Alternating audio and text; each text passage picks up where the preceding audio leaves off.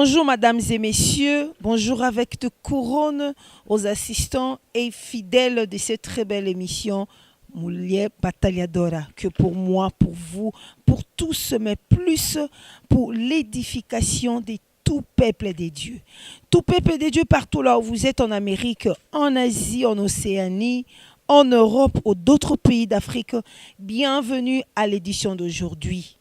J'ai vraiment besoin de votre attention parce que l'édition d'aujourd'hui, nous allons ensemble avec vous, avec l'homme de Dieu qui est ici disponible, vraiment pour nous expliquer clairement d'un sujet très très important.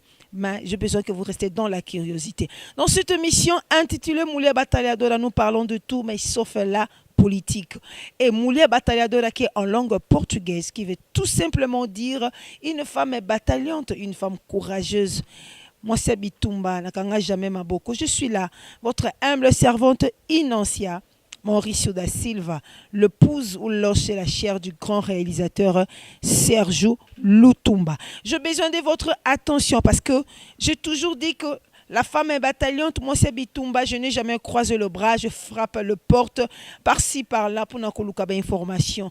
Les actualités pour transmettre à vous qui sont très très importantes pour nous, c'est grâce à vous que nous travaillons, que nous sommes tentés toujours de continuer cette évolution.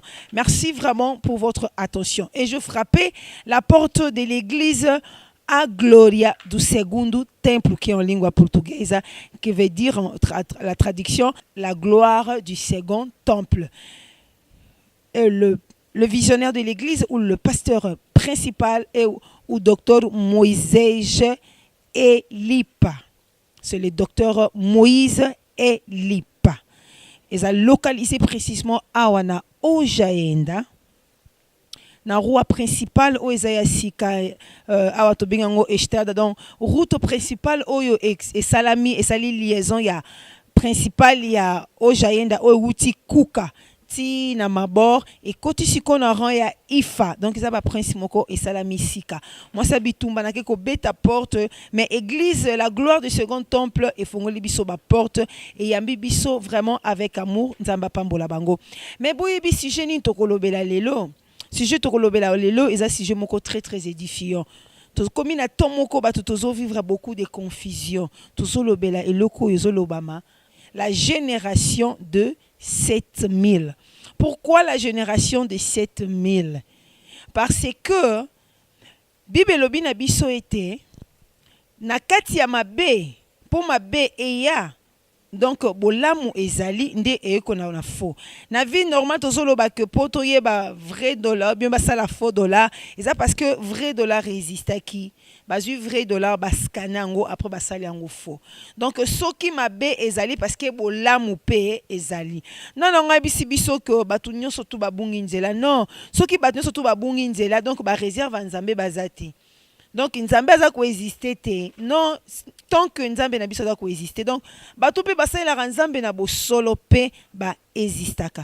Na koki jamais commencer ça que na saluer ba collaborateur ya émission na biso Mulher Batalhadora, ba collaborateur ya Mulher Batalhadora TV nazali ko banda na yomoko le PDG, le visionnaire de Mulher Batalhadora, le grand réalisateur Serge Lutumba Boss, merci beaucoup. Vraiment, merci beaucoup, Boss Moussa, les autres qui est toujours en avant. Je remercie encore notre collaborateur qui est en Paris, le papa José Pierre Diavanga. Il est responsable en journal Eben. Merci beaucoup, papa. Que Dieu vous bénisse. Naliko remercier Lisusu, ba collaborateur Nabiso Oyo Bazana Irlande, c'est le couple papa Vicky El Ozana Louidula, na la maman Mado Bikembo. Merci beaucoup vraiment Moussa les autres qui n'est bien maman Mado. Je remercie encore notre collaboratrice à Mulher Batalhadora au Azali représentante na Belgique, c'est la maman Bibi Tantsona Niangi Motema papa Jacques Kakwiti. Donc ensemble on a l'union fait la force bazali ko sala Mulher Batalhadora na makasi metemo kenzamba zo bakisa mapamboli pe ba ide mingi na yemoko le visionnaire na yemoko le PDG le numéro 1 Serge Lutumba, vraiment nzama bakisa mapamboli mingi nazana posa ya ba attention na bino parce que je suis pas seul à mon plateau je suis accompagné des serviteurs de Dieu. C'est le pasteur le docteur, excusez-moi pasteur, c'est le docteur Moïse et Lipa, celui le responsable, le pasteur du numéro 1, le visionnaire de l'église, la gloire du second temple. Bonjour, pasteur. Bonjour. Pasteur, na poussana bien parce que tu solo la bien, pasteur. Na lobara toujours une émission oyo ke nzamba sala mutu mutu na rona ye. Ba docteur bazana pour ba résoudre kana ba ngwa ba maladie. Donc ba politicien pe bazan wana pour ba résoudre ba problème na ba mboka ba maladie quelque part ba guerre, je sais pas quoi. Mais o etali likamwa les grands prêtres na biso nzambe yemo mokeli na nyonso. Bible lobi il n'a jamais manqué un témoin quelque part. Nzambe pas cité ba serviteur na ye. Pour bayeba ko limbole la peuple na ye esika mituna esika bokeseni ezali kozala nzamba pesi mayele na bino basali na ye papa est-ce que bato bazotala biso bayeba toza solana nani et puis un peu moins relate ya moi muki ya ministère combien de temps aux anango dans le ministère de Christ. Nasimba. Oui, merci beaucoup. Na bengami na kombo ya Moïse Lipa. Le ministère n'a ministère enseignement par rapport à ordre à Ephésiens 4:11 dans le ministère à doctorat en tant que docteur de la parole de Dieu, non le docteur de médecine mais le docteur de la parole de Dieu. Alors toza awa pour na musala nzambe tu n'es vraiment tout apporter en plus na peuple de Dieu par rapport à temps actuel. Oyo église nzambe zo traversé ces derniers temps. Alors to crois que kanga mino kona bisote parce que to bengami pona côté à sango malamu ko apporter la bonne nouvelle na bisika nyonso pona lobiko ya batu. Voilà. Ya solo docteur nengo lobiko bobengami pona kolimbola sango malamu. Pourquoi j'ai la génération de 7000? Oui, tozoloba na génération à 7000 parce que toebi nino ba bengi génération. Génération ezali ensemble. Il y a bateau babotami à peu près dans la même période. Et tout ce tout a pensée biblique, tonga ko s'inspirer sur le texte il y a 1er roi chapitre 19 verset 18. Nzambe azoloba mais je laisserai en Israël 7000 hommes qui n'ont pas fléchi les genoux devant Baal et qui n'ont pas baisé même son statut. Voilà pourquoi ndena bisika otonga ko kolobela sur la génération de 7000, c'est-à-dire ezana mabomba mi ebele na kati wana. Docteur tokoyeba moi mukie parce que biso toyebite bionde boye biango. Génération wana ya 7000 nzamba bombi yango pourquoi? Ko ngumba mela ekeko nini o ezalaki ya kotelema ezo concorder na monde actuel où tozali ko vivre nango en relation ya nini? Oui, ko ngumba mela ekeko ezali tout simplement que kotika nzamba solo, le Dieu créateur de cieux et la terre, nzamba qui la likolo pe na se oto beng na Bible nzamba Abraham, nzamba Isaac, nzamba Jacob. Donc kogumba mela ekeko elingi koloba kotika nzamba solo okomi kogumba mela banzamba lokuta toebi ba magie banzamba lokuta dali mutas akomi na bakisi banzamba lokuta, c'est-à-dire à mélanger liloba na nzambe na oezali ya nzambe te. Voilà pourquoi nde idolâtrie bisike ezova na mi makasi poto moni na temps oyo ya Eli na Akab. Akab azalaki prophète en Nzambe, donc roi disons en Nzambe. Akab azalaki un roi de Dieu. Et azalaki na tête ya Israël, connaissant que Israël, peuple élu, le premier-né de Dieu. Mais Akab akomaki na banzambe misusu, akeko bala mwasi ba bengi Jézabel, ou azalaki sidonienne, c'est-à-dire azalaki na promesse Israël te azalaki nzamba bapaya. Alors Akab amemi Israël apengwisi Israël nde tokoki koloba na lingala ya solo apengwisi bango, c'est-à-dire alongoli bango na présence ya Nzambe. Or que peuple o azalaki na présence ya Nzambe azalaki na Nzamba solo, mais Akab apengwisi ye. Mena Eli lokola mosakoli ya solo ya Nzambe amonita biso toyebi ke à part Nzamba Israël Nzamba mosusu azate. Mais ndenge nini Akab akoki kopengwisa libota mobimba? Et Eli na souci wana a telemaki po a ramener azongisa peuple ya Nzambe oyo akaba bungisaki. C'est-à-dire mission ya Eli ezalaki ko ramener peuple vers le vrai Dieu. Bazongela Nzamba solo. Et tant wana ya Eli na Akab ezali pe le même temps où l'église des autres traversé les lots. Il y a des hommes de Dieu, il y a des enfants de Dieu oyo babana ki bien na Nzambe. Babana ki na Nzambe bien, mais lelo ba pengwi, lelo ba tikinzela ya Nzambe, ba kotisi moto ya mupaya, ba gumba meli banzambe, ba mélanger évangile. Oh, évangile, loko le komi mélanger, c'est-à-dire ba komi ko bungi sa peuple. Peuple si kwa zoe bate, na ko salani, na kende wapi, na wiko sambela wapi. Et c'est pourquoi, to kwa ko lobela si génération à 7000. Tant obi génération à 7000, c'est-à-dire to lobela ba réserve. Oyo Nzamba bombaki. Parce que à chaque dispensation, à chaque période, à chaque génération, il y a toujours un réserve de Dieu. Batutu ba weko beba, batutu ba weko bunga, mais il y a toujours un réserve de Dieu. C'est pourquoi Nzamba ebisaki Eli yoko banga te parce que Jézabel aza ko attaquer yo aboma yo, mais ko banga te parce que na bombi sous 7000 oyo bagumba melina nous balete. Voilà pourquoi to lobela si génération il y a 7000, c'est-à-dire ba 7000 bazali ba saint tombe de Dieu, ba 7000 ce sont des fidèles de Dieu. Ba 7000 bazali na nature ya perfection Nzambe. Ba 7000 bazali kotambola na kati ya boyenge ben bazo garder vraie parole, bazo garder évangile ya notre Seigneur Jésus-Christ. Voilà pourquoi tongai ko tozo lobela natina ya génération à 7000. Siko homme de Dieu likamunde ya pasi oyo peuple de Dieu koyeba te nana ngazo mema biso na libulu nana zo mema biso na chemin ya Christ toko détecter bango pendenge nini na miso ya boya moto ndeni toko yeba ke oyo azo mema biso na libulu o azo mema biso na chemin oyo toko kotango toke ne kokutana mokonzi Yesu soki na elamba bango nyoso to balati lolenge moko na elongi bango nyoso to lolenge moko siko toko yeba bango na basigne nini ke no esika nozo kende doctrine esi baby doctrine esi sangami nzela owana mususu nde komema na vie ya solo tokoyeba bango ndenge nini so kaka Bible yango wana moko bango bazo simba ba verset ngoka moko mpe bango bazo te ya janka yango wana moko ya ba fona ba vrai bazo salela siko peuple de Dieu bakoyeba lolenge nini.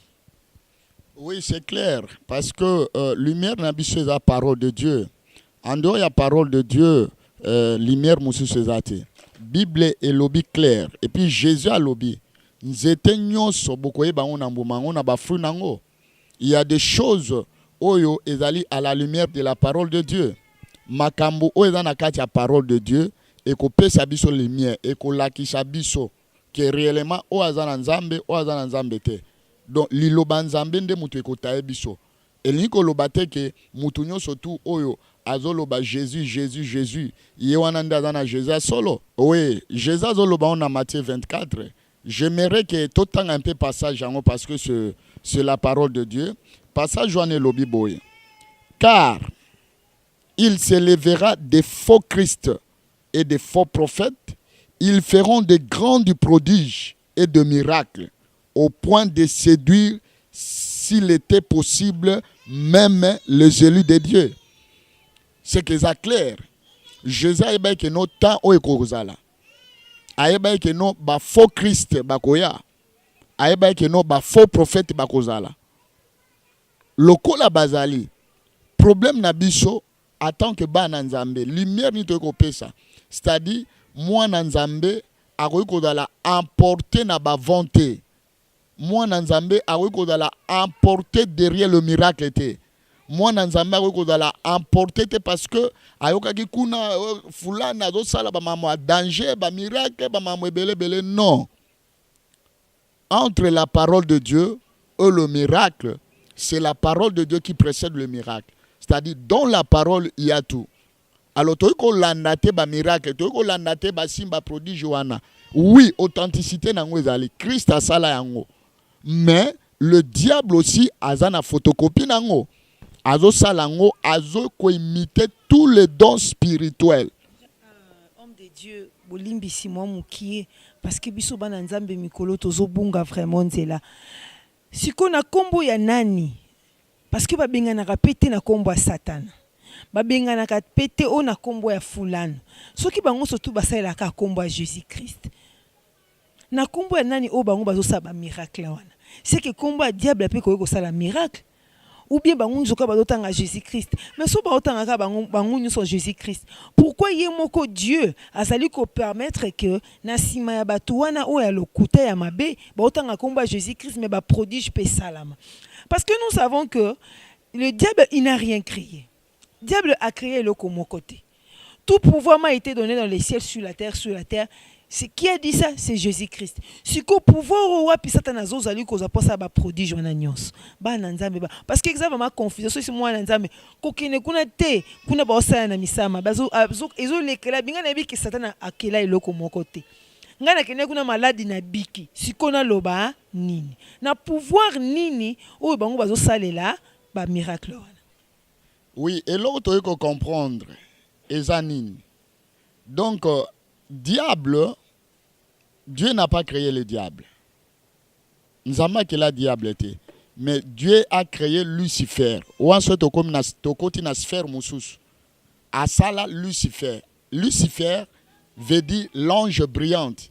La pensée de Dieu pour la création, et ça là qui te que non pour na muto abeba ou bien ange mobo abebate. Donc, nous surtout on zamba sala que zala malam. Mais maintenant le diable tango ayeko luka akoma na pouvoir likolo asala trône likolo nzambe nzamba moni ke note oyo azali kelamu ngane na kelaki nyoso tu azali ngane munasalango meneni na koluka cha trône nae à partir de là nde diable azala qui précipité mais nzamba longola pouvoir te parce que nous avons deux pouvoirs toi na pouvoir à nzambe toi pe na pouvoir à Satan c'est-à-dire ezana ba maladie oyo Satan abikisaka mezali ba guérison authentique te na loba ike diable aimitaka ba don spirituel diable azana ba guérison diable azana ba miracle diable azana ba prodige diable azana ba prophétie diable azana ba parole connaissance il y a connaissance c'est-à-dire oyo don spirituel aimitaka yango tokomona Moïse tango Moïse abwaki nzete na présence à Pharaon. Nous étions comme un nyoka. Pharaon a salani. Yé pas bimi sa ba nyoka. Au moins que domaine à miracle le diable a copié rango. Mais eloko to senga na bana nzambe. Ezali plus ko vana na kati ya ba fruit de l'esprit. En tout cas, na ba fruit de l'esprit selon Galates 5:22. Au moni kuna diable azana ngote. Diable n'a pas l'amour, diable n'a pas la fidélité. Diable n'a pas la paix, diable n'a pas la joie, c'est-à-dire tout ce qui est le fruit de l'esprit. Diable a un côté. Et puis, au monde na batouana, ce qu'on l'a dit bien, le fruit de l'esprit est athée. Et il y a comme Jésus, il y a une garantie. Non. Pour y avoir l'obagi à témoigner, il faux prophète, il y a un miracle, mais na mukola suka binini na kolobakeno na tikala koyeba binote. Donc ne muke na Bible. Moi si oyo abandai ko bikola na lingala pena ko bikola. Azo bikola Paul. Abi Paul oza musala nzambe. Paul oza pena serviteur à Jésus-Christ. Paul a ebisa keni te makambu ozo lobeza solo que Paul a dala serviteur à Jésus. Mais Paul a dala qui na discernement des esprits, voilà. Le discernement des esprits nde yango oyo ezali motuya lelo pona bana na nzambe bazala nango discernement des esprits après avoir ko discerné abi malgré les choses que la femme est en train de dire eza solo mais esprit o eza ko animer les esprits nzambe te. Docteur Moïse, je vais Docteur Moïse na mono yo dominer nga wana na plateau parce que ma parole epesa nga tellement esengo. C'est ça que les serviteurs de Dieu, il faut que ça la grande campagne. Gana mitunaka, Pourquoi les serviteurs de Dieu, vous allez se limiter à côté? Donc, vous avez na 4 coins mur, ou bien area na yo, église na yo ezali, ou bien voisin église na yo. Pourquoi pas kosangisa ba bien matériel vraiment? Bon mi pesa o binyo surtout bozali, bon ça la ba grande campagne ndenge ezo sala lelo bato l'autre camp. Et ça, un miracle sous l'autre fois, dans un message en Espagne, un homme de Dieu, il y a Amérique, a sali un miracle, kuna mettons, batu bazonge na bandako. C'est des bêtises. Batu bazonge le lenge bazalaki. Toi na moko l'église moko o azali aza brésilien, aza noir brésilien, noir américain, aza moko l'église mo munene auto ya awa avant-hier. Batu bazoluka na aéroport, basimba ta elamba na ye comme le Christ ko, basimba te elamba na ye bazwa lobiko. Mais soko tali ba fruit wana pa ndongo lobi ezate.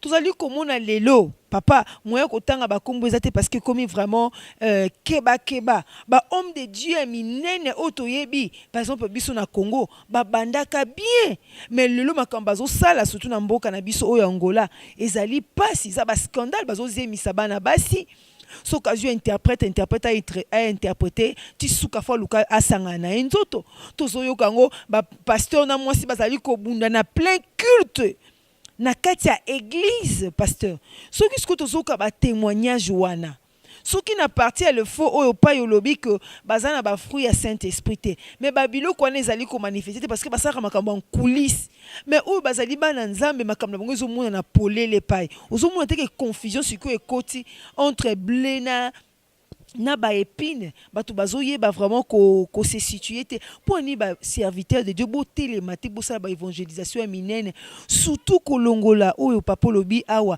bana nzambe comme ka ko kende na sima ya ba miracle ba boaki enseignement et puis ba boaki le fruit du Saint-Esprit. Oui, justement et l'autre au sein à ce dernier temps l'église en Zambie premièrement sur l'amour. C'est-à-dire l'amour nde ezo manqué mingi biso donc tozo sala plus na ba autosuffisance donc mutu na mutu ka nengo lobi mama na coin na ye or que soki ozwaki ministère yo ozwaki la localité eza ministère universel pour éclairer le peuple de Dieu pour na ko alimenter libota nzambe pour na ko préparer. Parce que nous avons une grande responsabilité. Tala Lisolo Oye Eliasali. Il a fait une bonne chose. Na souci ya kobunga ya peuple.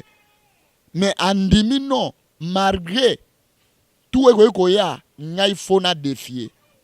Alors, tokoza na ba capacité wana ya kobima. Tote ya sango malam. Mais oyebi lelo mondo toza la lelo tout autre sala, il faut un soutien ezala. Soutien il faut ezala. Au monde a soutien il faut ezala. Mais ceux qui soutiennent zate, au lieu d'avancer, au lieu d'en makamwa malamu, au lieu d'enalité à malamu, mais ceux qui soutiennent zate, yango nzambi fasunga abiso, a équipé pebiso, de façon que toi atteindre libota nzambe. Parce que maman journaliste, maman Nancy, donc, Moutako Sote, tant est commis ma bémakash. Tant est commis ma bémakash. Donc, évangile est commis trop glissant. Donc, il y a les falsifications et côté. Parce que, au monde, batu mingo toye baka bandaku mingo toye baka no bandaku ya ba fulani ba prophète wana nyos bakenda wapi bali mwati mais bakota kota na l'église mais lelo eza pasi omona mwana nzamba zo église avant mutazo église alo bakeno est-ce que pasteur na bino amonaka pasteur amonani soki Jésus enseignant qui les 12 et enseigner bango parole de Dieu et ba apôtre tango batikali tango église primitive bandi ezalaki na biloko mine 4 colonnes o esimbaki église ezalaki enseignement ezalaki fraction de pain ezalaki prière ezalaki nini communion fraternelle makonzi minei o yango nde simbaka église. Oui, église ya lelo ekoma be makasi. Pona nini? Tomoni église lelo ekoma ko la faculté moko songolo. Exemple mutu moko atangi médecine à université. Médecine est la faculté. Na kati nango eza na ba option ebele. Ba pédiatre bazali, ba gynécologue bazali, ba pharmacien bazali. Mais tozo mon église lelo omona mutu azoloba na église nanga abosa ndabo keno eza église ya Nzambe. Église nanga. Pour Jésus aloba keno tu es pierre sur cette pierre, je bâtirai mon église. L'église appartient à Jésus. Et ça, notre église à Moutouté. Église, c'est d'abord pour Dieu. Mais au monde habite, awa l'église nanga, awa biso ka délivrance. Option, ou bien faculté na biso angwana. Biso awa, ezaka miracle. Biso awa ezaka prophétie. Non, église est d'abord ngote. Église est la totalité de la parole de Dieu. C'est-à-dire, dans 4 églises, il faut tout le monde Moïse, il faut tout le monde Jésus-Christ, il faut tout le monde Élie. C'est-à-dire, l'enseignement, on suit dans 4 églises. Et il y c'est-à-dire, l'église, il faut ponate mate ya lelo comme il pona même les églises. Que awa soko me ko te ya maramwali sumu, yo bobobe ba na pasteur okutiwana. No awa mutuna nzambe awa ko te ya masumu te awa nzoka nena kati wana za ba réalité belé. Oko remarquer peut-être azana ba 5 sœurs 6 sœurs abimana bango. Donc aye ko limiter message. Oh, la parole de Dieu c'est la totalité église, il faut vivre totalité à parole. Nzamba lobi na Israël, lobi na Moïse boko célébrer Pâques. Mais beaucoup lia agneau mobimba nae bobakisi na matita bololo. C'est-à-dire beaucoup ponate donc parole il faut teyama. Mais ce qu'on moni déjà moi en Nzambe, so mon église, OK église mo bibi so kaka délivrance. Donc magamusu c'est kaka délivrance. Zala déjà na bososol. So ko église biso kaka miracle bango wana ngana benga bango ba si tu m'adores. Hein basi timador bada batu oyo parole oyo satana a ebisaki Jésus na tentation Matthieu 4 alobi si tu m'adores na opesa yo mokili na gloire nango. OK batu ebele lo bakoy ma si tu m'adores andima gumba mela satana do akoma idolâtre abezebal babike ko wana gumba melango nyoso tu wana eza pona koluka gloire ya mokili. Oh, gloire à mokili, est éphémère, est passagère. Gloire à mokili, est passagère. Mais il y a une gloire où est réservée pour na, 7000, le réserve de Dieu. Docteur Moïse Nakati yote, est vraiment la réalité où est koko malelo ndengo lo biona pour na gloire. Bato bakomi ko adorer vraiment bête ou bien dragon pour na gloire parce que gloire ango le ango vraiment tozo mona et comme tina monde ba musique tina monde ya ministère, tina monde même où il y a peuple de Dieu ba chrétien. Musique est comme ce ko yo ko bande bandeliti souka kombo ya Jésus-Christ ezate na kati. Mais le peuple de Dieu bozo ko linga musique wana. Na ebite gloire ni bango bazali ko kuta na kati ya musique. Neti muto azo loba que ngai na sana bino nini azo boakela ngo banani ya pas l'amour dans le corps du Christ. Musique ozo ka muto azo boaka na kombo ya ba oyo soit disons bazo bakiza ba démon. Musique on a sokola nyango attentivement. Ozo mona ke muto azo tanga ba kombo o ezo rendre même pas gloire et pas nzambe. Tozongi na basali ya nzambe kutu ko loba te.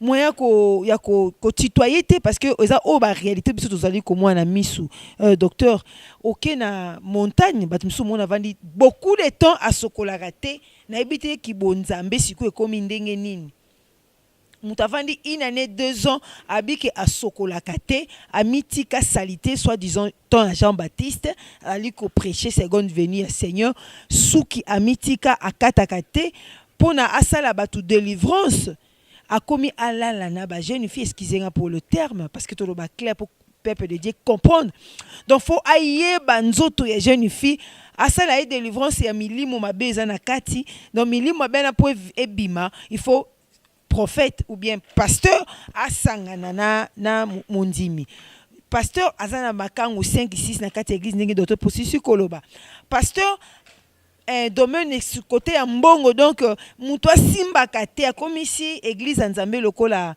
poche na ye donc mbongo nyonso eza na maboko na ye pasteur akomo kene sika okene koteya soki mbongo eza te aoteya te donc azomona na vraiment que évangile oyo bible elobi ke ozwaki ofele pesa ofele non ye avant teya azada na caché na ye apesaka ke po boyamba pasteur wana ngai bapesa nga autant soki montant wana eza te aosala te bato bazo ope bazolanda ko ba délivrance o bazokende ko ba miracle yango docteur soko koti na kati ya bavie na bango privé mais ezosala eloko moko te parce que moto akendaki mpona miracle après un temps azongi na ye ka lolenge azalaki moto akendaki mpona guérison après un temps azongi na ye ka lolenge azalaki après bayebisi biso oyo basurnaturel mpo basala bango délivrance fo mbisi ebima fo nyoko ebima nyoka emonana à l'œil ni pour moi na Nzambe andima que na passé na délivrance siko na ba biloko wana nyonso docteur évangile ezokende kosuka wapi.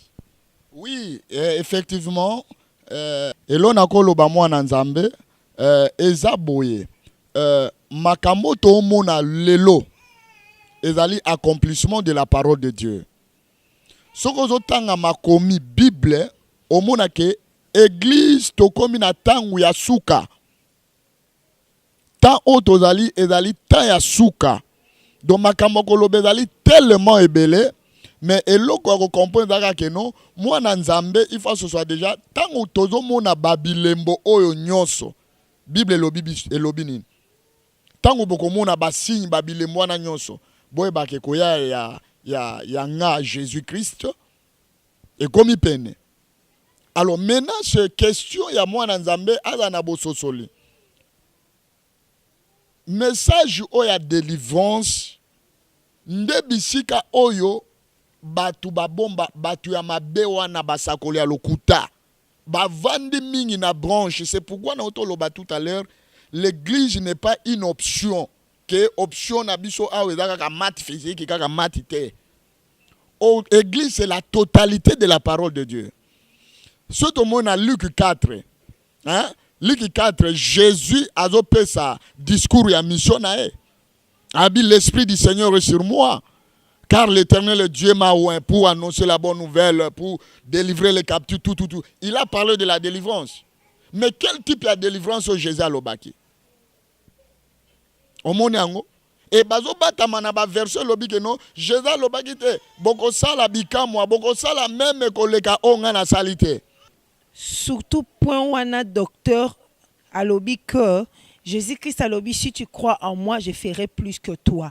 Mais moutonga temi na cher alobi bongo pasteur ezana docteur s'il vous plaît vraiment na mesalami ko sala vraiment na ba pasteur Docteur Moïse ezana commune mobimba na Kinshasa neti na Bandal précisément donc maman na sala restaurant car pour na basali ya Nzambe mais auti côté les ma côté ya kena zo ça miracle oh Jésus-Christ alobi si tu crois en moi vous ferez plus que moi sokaka silisi ajuka na kati église petit chéri na ba kena Bandal dans le pango mobimba maman na sala ngo réservé basali ya Nzambe wana ba kena ba meli masanga bakena ba chéri na bango siko to benga bango basali ya Nzambe o to benga bango basali ya banani bazola tape kombo papa na biso trop pai ozo comprendre te biso to lata komba papa na bango te bango bazola ta komba papa na biso trop. Oui eza makambo ya kokamwa te mama Nancy ezai azolobela biso eza lobi ke eza na basi 7 bazali na besoin ni bazwa kaka elamba balata kaka elamba pesa biso ka kombo na yo kaka. Mais misala na biso okipete.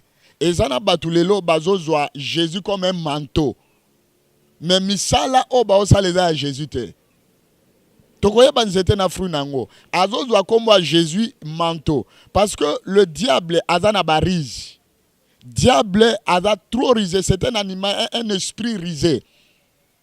Barise na abine ayebi ke ce dernier temps comme batu mingi ba pesi vi na bango Seigneur.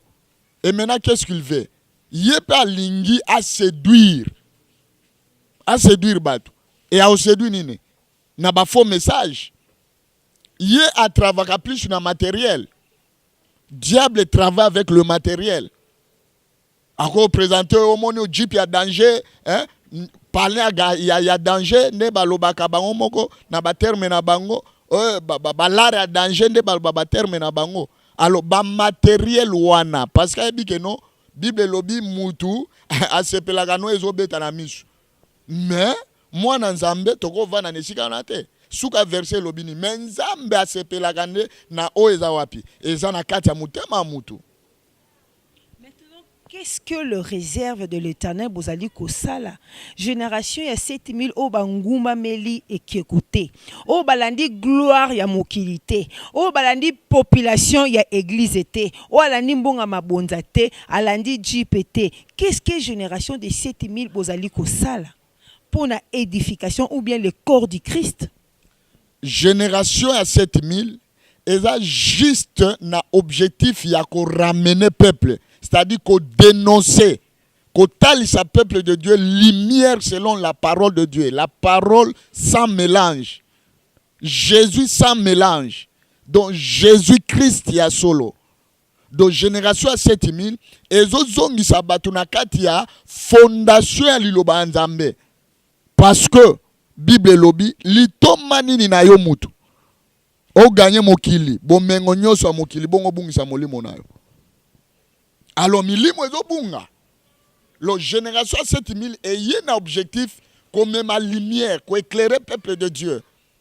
Ko zongi sabango na nzelo. Ko zongi sabango na liloba ya solo. Parole sans mélange. Docteur Moïse, ndenge toyebi que diable a la mingi séduction. Na ba matériel ezo zipa vraiment ba na Nzambe mingi miso. Bazali komona mituka, bazali komona bandaku, bazali komona population, surtout population na ba église. Siko bana Nzambe basala nini surtout na ba esprit séducteur. Docteur Moïse éclaircir na nou bana Nzambe, fongola bango mémoire na ba o ba yebite.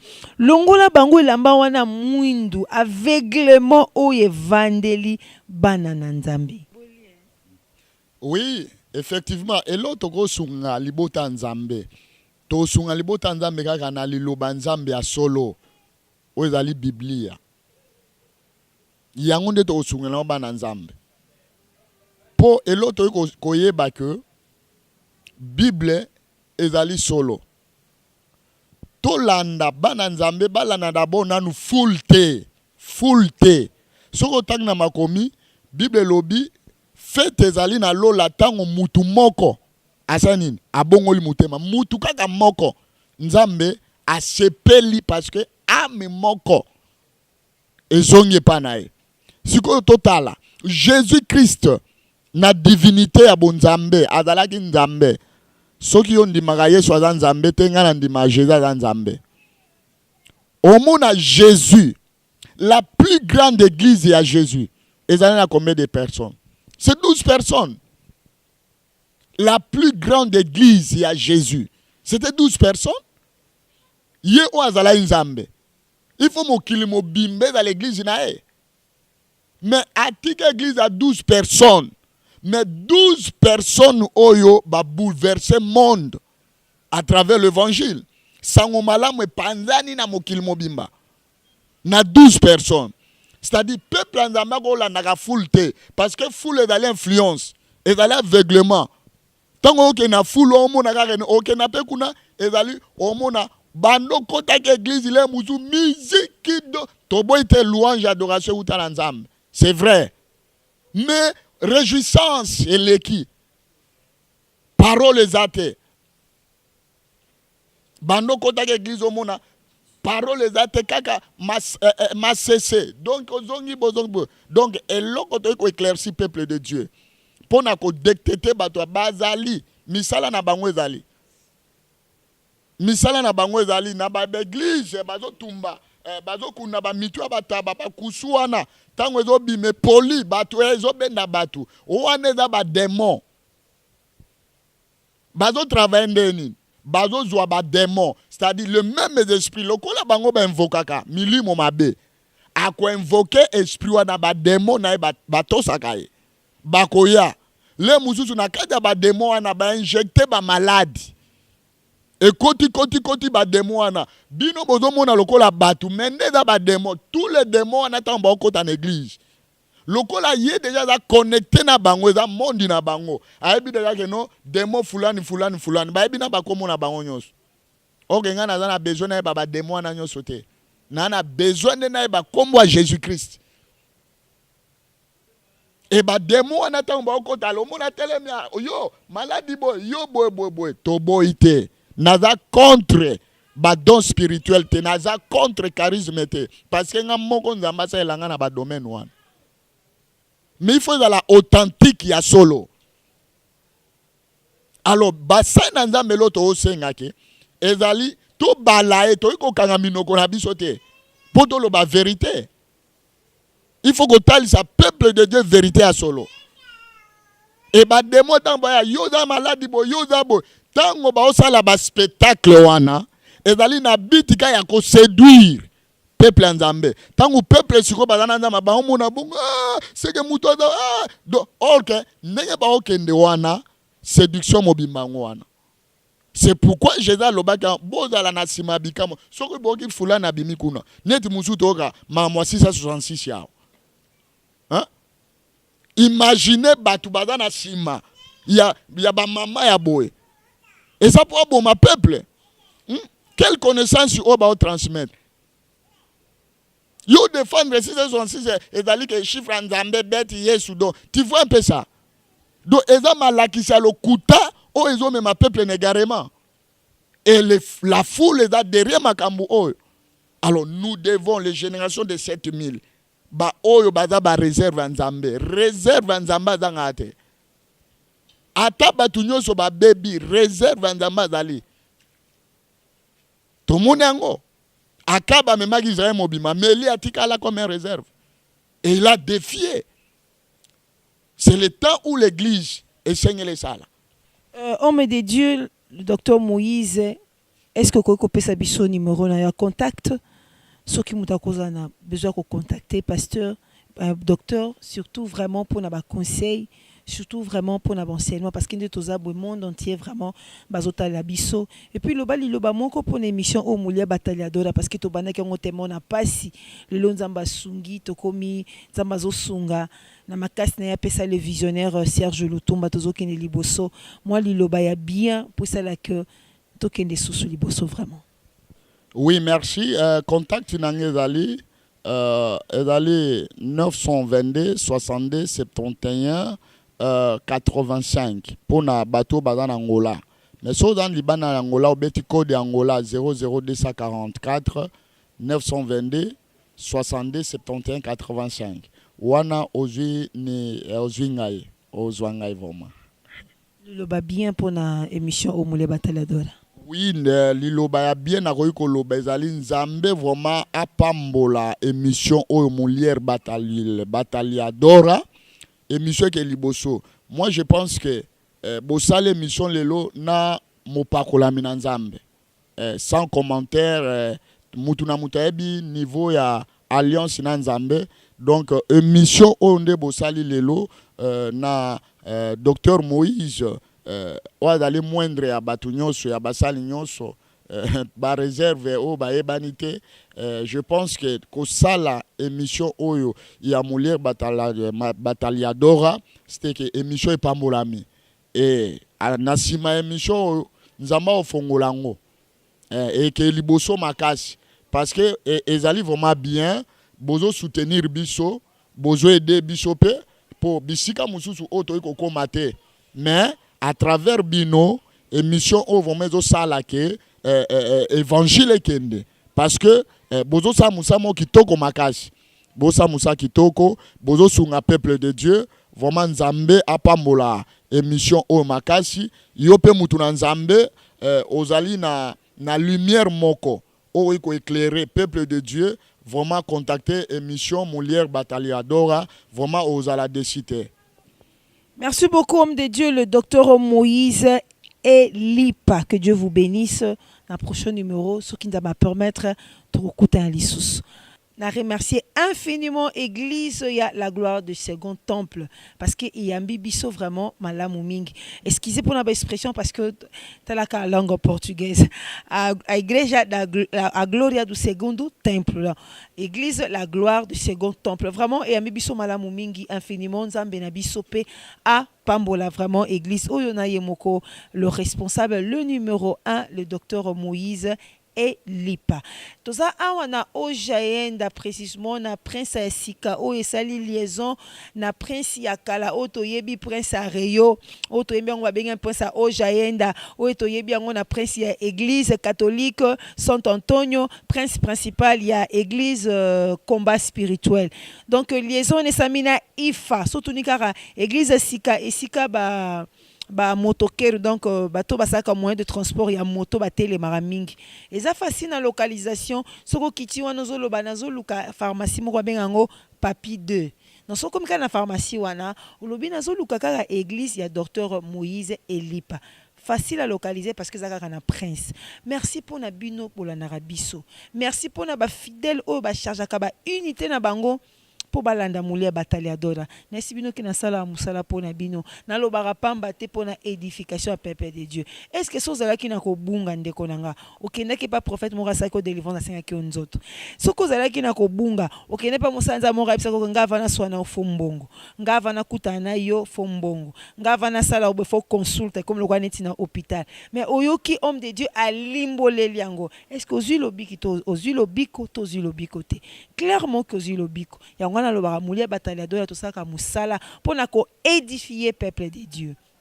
Boyoki bien homme de Dieu à lobby peuple de Dieu to fongola miso foule kolandango te parce que ça ba monde moko ya mabenga ngo monde ya magie monde ya molili bazui tamususu nyau batumbi yango liboso lopango ya église ou bien bakundi yango bongo bankusu wana bakoya nde ozomona eza batu te. Donc ce sont des démons kolandana en foule te bozo kango lelo bazali koyemba même bakombo ba démon na koyoka boye. Mais le peuple périt, faut des connaissances. Ozoyo comme qu'est-ce que vous voulez? Bible lobi diable ko ça même ba prodige beaucoup homme de Dieu à autoloba. Soko landi kaka ba miracle, soko landi ba délivrance okokene na libulu wana. Bible lobi sikami bale misato basangani ngana za. Biso linga to monaka ba te belé pour te ba ke pasteur on a en onction. Non, onctueuse a fulté. Onctueuse alliance docteur Moïse atoloba. Alliance mutu asala na nzambe na ye. Merci vraiment nzamba pambola bino so bolandi émission malamu. Vraiment nzamba pambola bino. Je remercie nos partenaires au ba soutenaka émission Mulia Batalia Dora. Naliko remercier la maman Bibi Tantona Niyangi vraiment maman nzamba bakisela yo ebele. Naliko remercier ba groupe évangéliste au baza ba voisin à maman Mado. J'oublie le nom vraiment. Nzamba pambola bino vraiment papa, baza papa na maman. Nzamba pambola bino. Lisungi ya Mulia Batalia Dora ezakaka que eza kuti olobate bino mo boyebi musani zo salama o nzamba ko toucher yo ya ngonde repesa biso papa évangéliste vraiment nzamba pambola yo. Je remercie aussi maman Mado Bikembo naliko remercier équipe technique osimami na yemoko le visionnaire yemoko le grand réalisateur Serge Lutumba naliko remercier encore partenaire à Boubas le Congolais na Australie vraiment nzamba pambola yo Mariette Ngola Kalambai na Gabon nzambe na biso azanga na ko bakisa te esika ozali ko bima naliko remercier famille Lumbu, Gisèle Lumbu, Papi Lumbu, Pichu Lumbu, Nzamba Bakisama Pamboli, toute la famille Bikembo, vraiment Nzamba Pambola Bino. Nous remercier famille Malek Pelo, vraiment Nzamba Pambola Bino, Papa Jojo Mandiki, de la part de Lissine Doti Abi, jamais Kokobo ça le passé. Vraiment, je remercie Bino puis Mutubo diffuser kaba émission oh bo partage rango, tango koya kanaba page na Bino na ba email na Bino, bo s'abonner. Bo s'abonner na Lutumba Serge na chaîne oya YouTube et lobelara mingi makambo nzambe soki bo s'abonner et cause bénéfique attends na unité T mais dès que Lutumba Serge ezali ko lancer émission et ko koya na email na yo heure nyonso ko linga ko fongola ezala 1h du matin ezala 2h du matin ou ko assistango vraiment na malamu mingi parce que le grand côté image côté son aza vraiment makas bon s'abonner vraiment na YouTube na biso na chaîne na biso à YouTube soka ko beti Lutumba Serge soko beti Lutumba Serge et que bimisi ba vidéo nyonso ozwi vidéo moko o fini play Tant on refine play au moins que écran est changé. Tant l'écran est changé, na loboko ya gauche, et ça na moi rectangle moko wana et komama en rouge. Ba komango s'abonner ou bien s'inscrire. Au fini wana tout et ko bimisela yo OK. Ce que vous avez na page na yo ya Facebook. Ce que moni émission tam soza amina biso. Ce que émission kwelelio. Au fini au koti na YouTube na biso. Tant au côté na YouTube na biso au fini yes émission bando tala et bando lakisa au komi wana s'abonner au côté si numéro no ya email pour lakisa ke yo au s'abonner na chaîne ya YouTube ya Lutumba Serge au côté si email na yo et ko besenga yo mot de passe na yo au côté si mot de passe na yo après au s'abonner na pesi bino bénéfice abonnement vraiment nzama pambola bino bo partage ak émission ce que kolelio partage ngo vraiment maman Lydie Muswamba Patrick Bolompeti pasteur Nathan diaspora ya Salem ancien cas Saint-Augustin Jade Kwala et Trésor Matadi Niang excusez-moi boza teme belé Junior Kanga Jade Kwala bino nyonso tout papa Bagino Mbaya bana Salem tout bana Lemba tout na liko remercier aussi groupe moko bana Lemba ozali na Paris vraiment do Kumani Pia Zamba Pambola Yope na musalo zali ko ça vraiment que Dieu vous bénisse Moulia Bataladola j'ai besoin de vos soutiens spirituellement et financièrement au prochain numéro ce qui nous va permettre de recoudre encore ciao.